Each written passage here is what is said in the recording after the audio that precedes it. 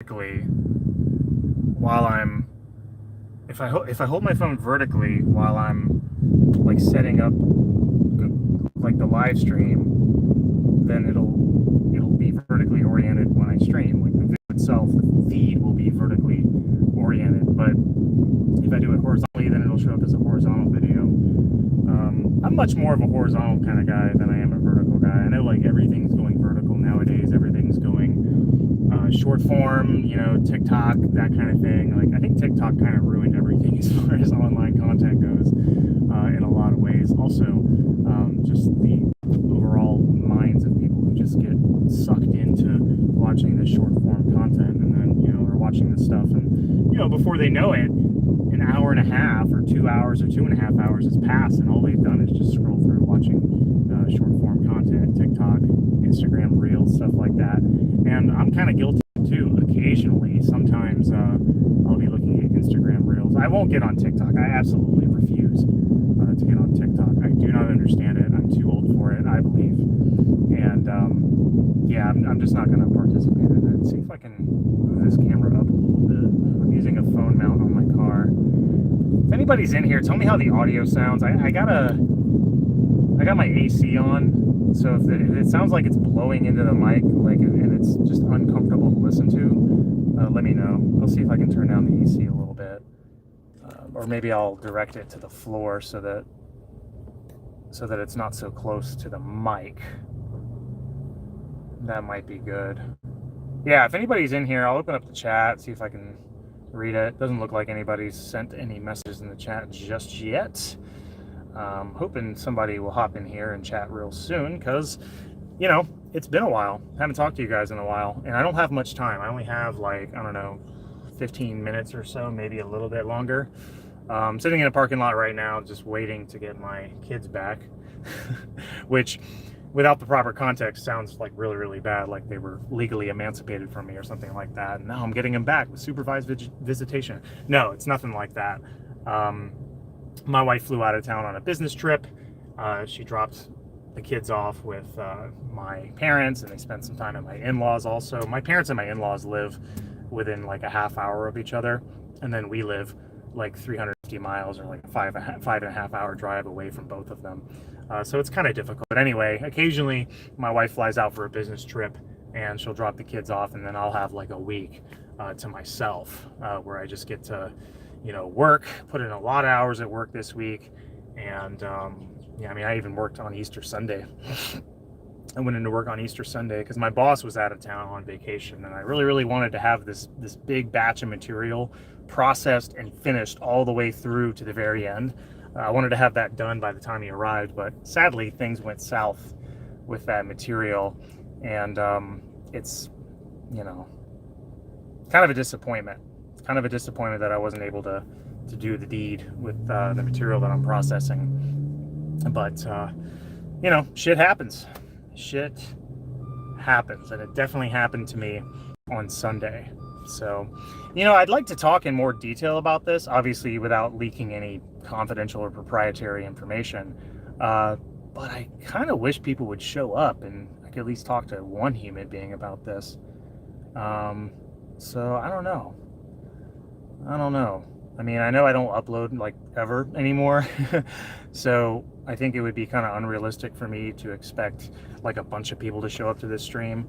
That would be unrealistic, but I was hoping to at least talk to somebody, and I can talk about my recent challenges at work with this material that I'm trying to do some chemical reactions on and process all the way to the HCl salt of an active pharmaceutical ingredient. It looks like there's a couple of people in here.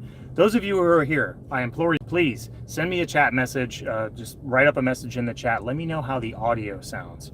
My air conditioner's on. I'm trying to direct the flow of cold air to the floor and not to my dash vents or whatever, center console, whatever. But this is an old vehicle, so sometimes, even though I'm trying to direct the flow of cold air through the floor, it's still kind of blowing out the front vents a little bit.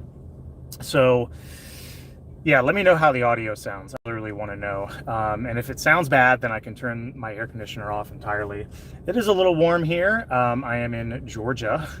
I drove about 2.5 hours south from my home in South Carolina, and I'm sort of meeting halfway with my mom, who's driving my kids up here, who lives in Florida, like North Florida, not on the Panhandle, but North Florida is where I'm from originally, and that's where my folks live. Audio sounds good. Thank you. Shout out Ed Miller. You're the man. Thank you for giving me some feedback on the audio. I appreciate it. So yeah, I've been having these challenges at work, and it's not like, you know, my boss is a dick or anything like that. It's just challenges with the production, with the production of this material that I'm working on. So I'm doing this 1, 2, 3, 4, like 7-step organic synthesis, and there's been a lot of challenges in the chemistry. Maybe not so much the chemistry, but the physical properties of the material that I'm working with, the workup of it. Because as you may or may not know, usually the chemical reaction part of a synthesis is the easy part. The workup is the hard part. You know, how are you going to, you know, wash away the impurities and the side products that are formed during your synthesis? You know, are you gonna put some water in there? Are you gonna, you know, put an organic solvent in there, do some liquid extractions? You know, are you gonna perform a crystallization to crash the product out? And if so, you need to do it in a way that such that the solid that you form during that crystallization has the right physical properties. In other words, it needs to be a filterable solid, and you need to figure out, you know, what solvent system you want to wash the cake with to wash those impurities out during your filtration. All that stuff has been going mostly well, but we've hit a couple of snags along the way, and I'm kind of like at the helm of the project, so it's kind of on me if we fail. So that's kind of the challenges that I've been dealing with.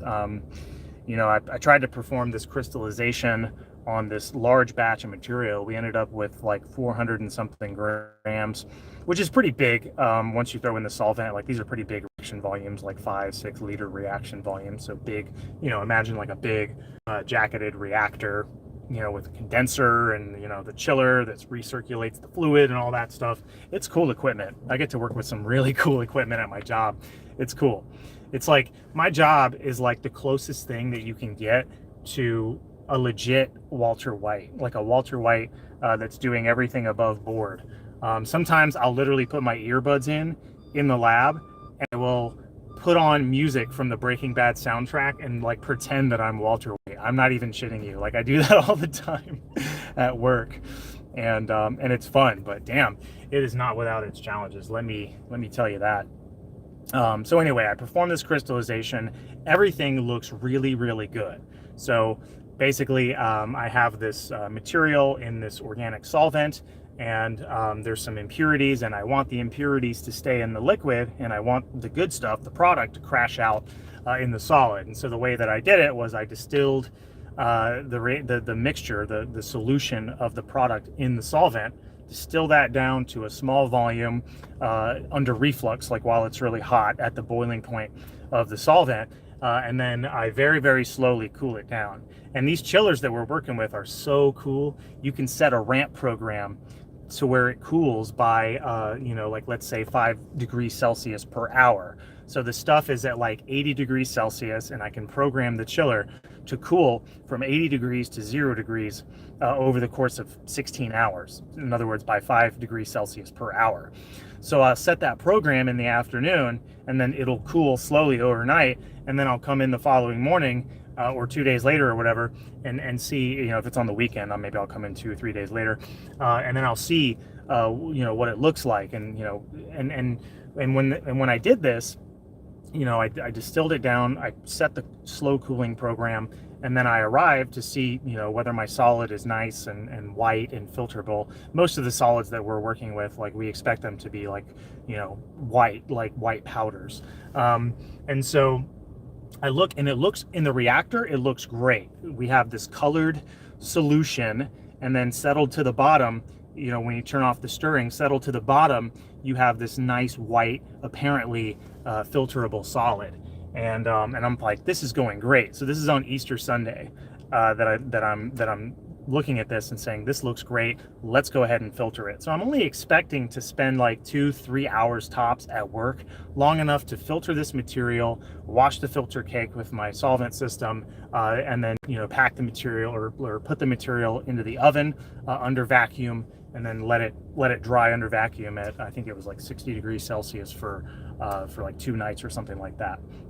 However, as I went to perform the filtration, I did not get a very filterable solid. It was a very sticky, pasty material. It wasn't like a wet powder. It was like a sticky, pasty, goopy material. The filtration was very, very slow. I mean, it was just under a vacuum suction, just drip, drip, dripping through the funnel.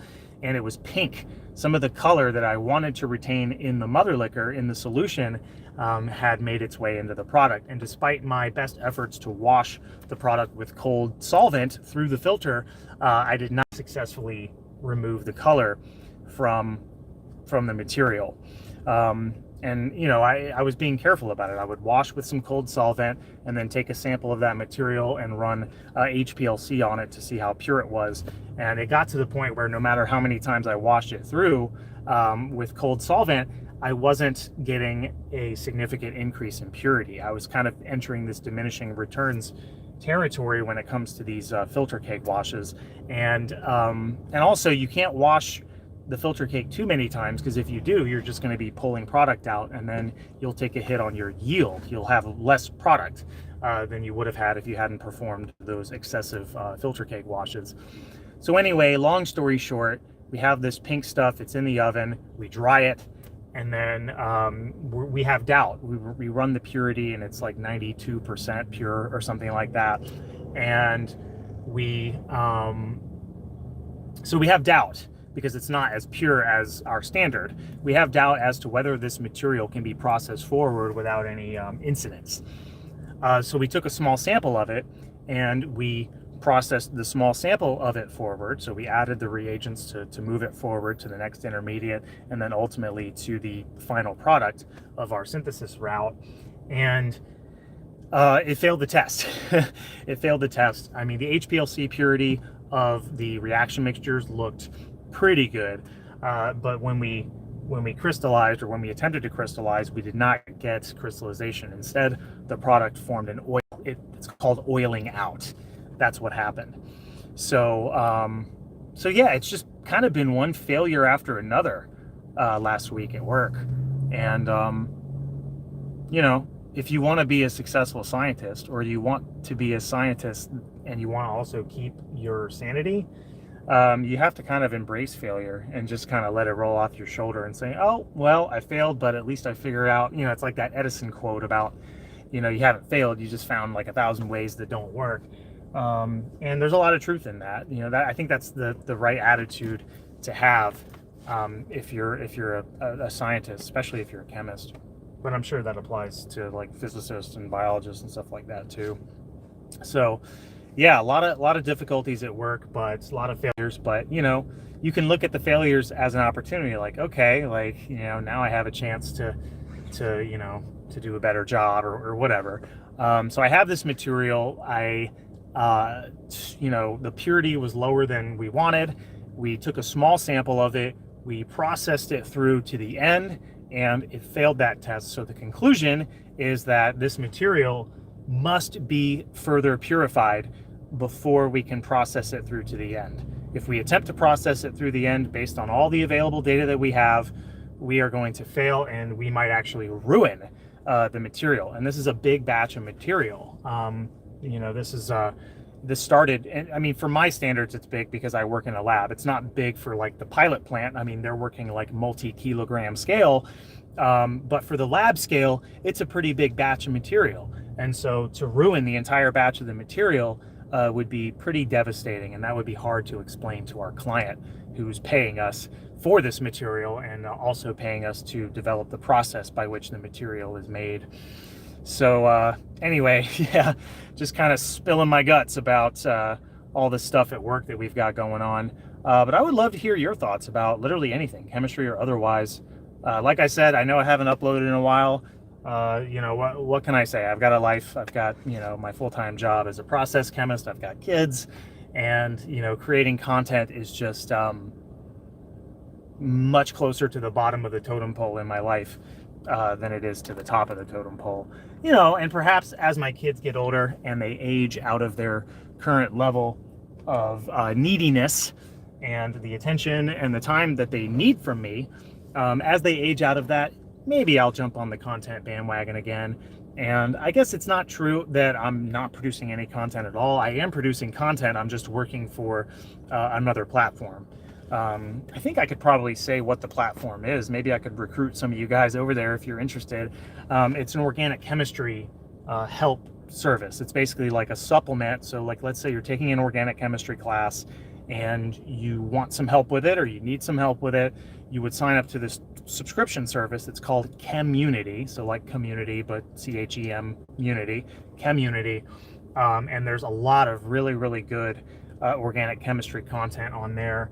And what I do is there's a section of the website called group where students can submit questions, and the team of which I'm a member can answer those questions. And I'm answering questions in the study group in the form of videos. So I'll, publish a video of, working out the example, walking the student through the problem from the beginning all the way to the solution. So I am producing content, just not here on this channel. I'm doing it for this platform called Chemunity, and the platform is led by the wonderful and very talented Melissa Maribel. You might be familiar with Melissa. I'm sure a lot of people who are in my audience or subscribership are probably also familiar with or subscribed to Melissa Maribel. She's great. She does a great job. Her production is incredible. Really, really good production. And so yeah, I'm working for her company. As a side hustle, and it's nice. I mean, they're paying me well, and I get to like produce content, and it's it's meaningful. More than 2 people watch the videos that I upload to Chemunity. I get much more viewership from people uploading on this platform than I would uploading here. So yeah, I am producing content, just not so much on this channel, and I'm not spending a whole lot of time on it because I just don't have that much free time. So it's a side hustle. They pay me well by the hour, but I don't make a bunch of money off of it because I'm just not putting in that many hours because I don't have the time. But it's very flexible. That's what's cool about it. It's a very flexible side hustle. I work on it when I can, and that is acceptable to my bosses. So anyway, I don't know. What do you guys want to talk about? There's a couple people in here. Type a message in the chat. Let me know what's going on. What's going on with you guys? Are you guys chemists? Are you interested in becoming chemists? Because I can provide some insight on that if you want to talk about that. Are you chemistry students? Are you in high school? Are you in college? Where are you in your life? Or where are you in your journey in the pursuit of truth in this life? That's what I want to know. But nobody's talking. Nobody's sending any messages in the chat. I got one message from Ed Miller about the audio. Says the audio sounds good. I'm very, very grateful for that message. Ed, thank you. I don't know if you're still here or not. But yeah, I'm kind of... okay, Aaron Small writes, I am interested in becoming a nurse. Very cool. Science Nerd says, I'm just a science enthusiast. Mike Energy says, hey, Ben. Aaron says, I am 16. Thank you, guys. Thank you for participation in the chat. Damn, I got like 5 chat messages all at once, and all I had to do was ask. Very cool. Very cool. I wish I had more time to stream. My mom and my kids are going to be arriving very soon. I said earlier, I'm sure some of you weren't around, but I said earlier that I'm like meeting halfway in Georgia. I live in South Carolina. My parents live in Florida, so we're meeting halfway in Georgia so I can get my kids back. Oh, you know what? It looks like my mom and my kids have arrived. They're going to be here like within like 1 minute. So, gosh, this was kind of fun talking about what I do at work and stuff like that. It's a shame to have to leave. But let's do this again sometime. I want to stream again. I can do it right here from the car on my phone. I don't have to put up a big production or anything. We just talk about stuff that's cool, that's chemistry related or not. Thank you guys for coming here. I appreciate it. But I think I might try to make the time to do more of these car streams because they're fun, and maybe we can do some kind of call-in thing. I think what I really need is a second phone so that I can like stream and then also have a phone where I can like take calls and stuff. But anyway, I'm rambling. I got to get going. Love you guys. I hope you're doing well, and good luck to everything that you do in the future. Peace.